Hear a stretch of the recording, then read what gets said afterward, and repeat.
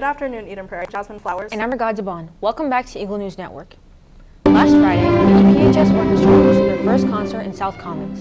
Students from Symphonic Concertino and Concert conducted and played songs from classic movies, such as The Greatest Showman, Brave, and Lord of the Rings. All members from the orchestra played the night away in fun costumes featuring Disney princess and Hogwarts professors. With a supply of popcorn, face paint, and great music, the orchestra was successful in hosting a fun and cozy night.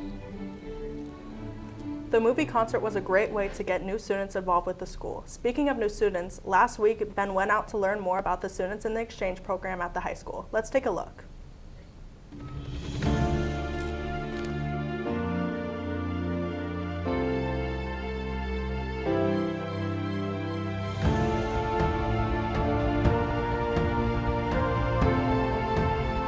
So I moved here, I think it was like early August, 6th of August, so roughly like 2 months ago. I'm from Hungary. This is Aaron Smolovich, a senior at Eden Prairie School. I was able to talk to Aaron about how life in school is different here than in Hungary. I would say that in the US, they use a lot more on like actually utilizing the stuff you learn. While in Hungary and Budapest, it's not that technical. Like we learn a lot of stuff, but we won't necessarily use it in class, while here it's a lot more hands-on work. Moving from a country must be hard, not knowing anyone and not really speaking the same language.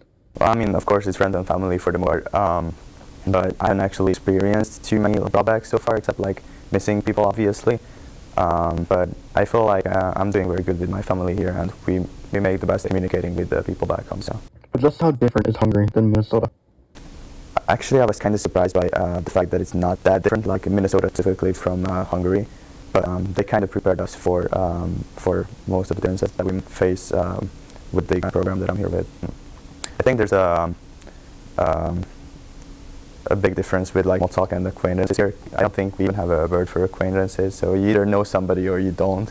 When asked about what advice he would give to anyone moving to a different country, this is what he said.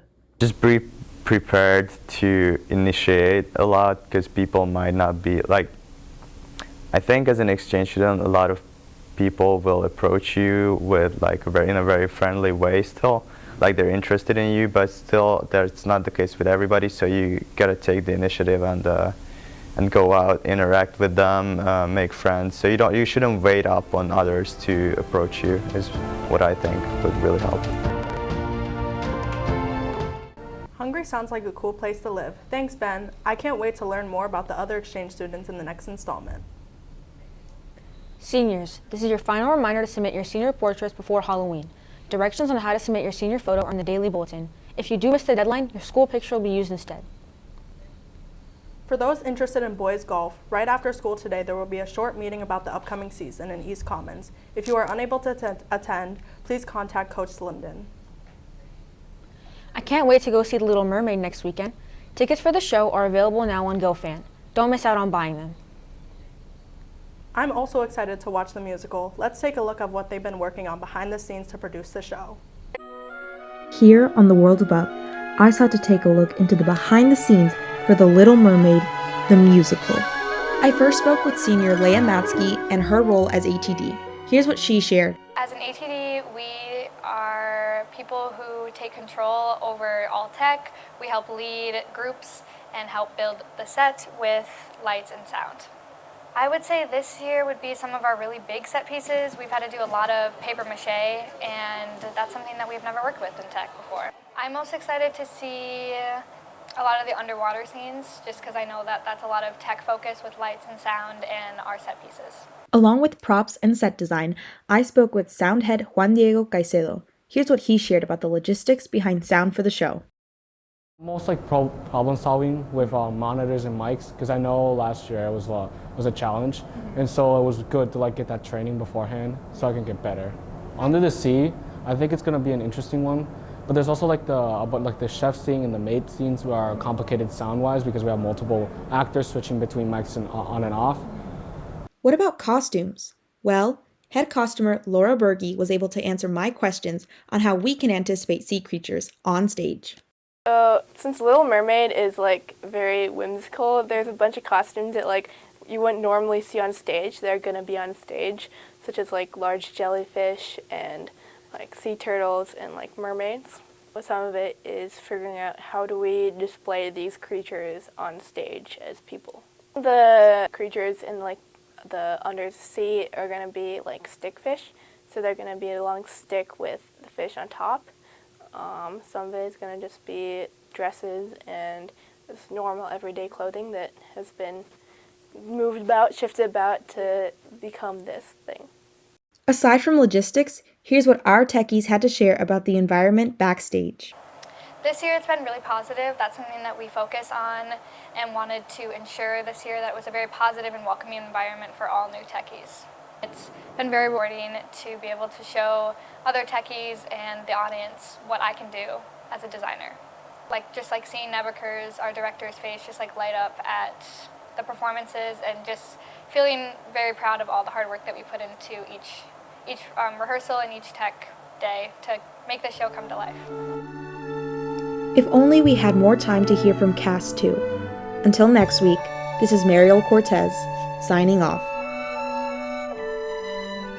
Wow, the crew does seem to be working hard. I definitely will be attending the show. For those registered to take the PSAT, students will be testing this week from 8:35 to 11:40 in the main gym.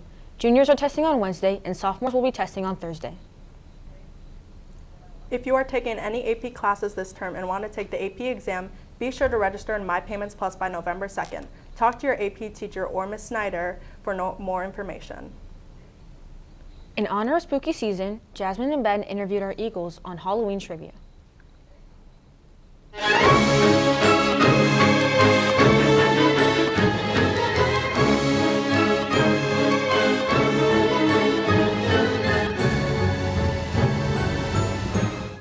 Which country is believed to be the birthplace of Halloween? Birthplace of Halloween. Belgium. Yeah, maybe. It would be like. Mexico. Yeah, Mexico.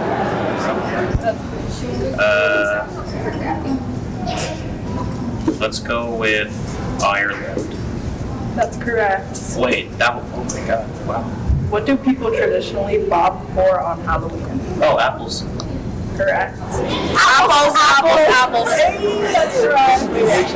What candy is the most popular Halloween candy in the United States? Most popular Halloween candy. All right.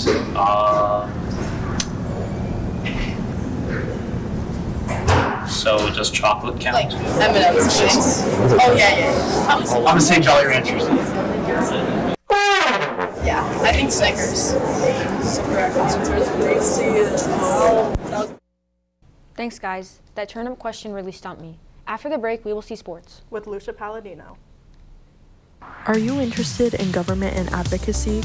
Join Youth in Government Club today by going into My Payments Plus, going to launch, and signing up and paying the YMCA. Registration for the club is October 29th. One separate training event for Youth in Government is at Fridley High School Saturday, October 25th for registered members only to help prepare. Contact Mr. Sibley for any questions.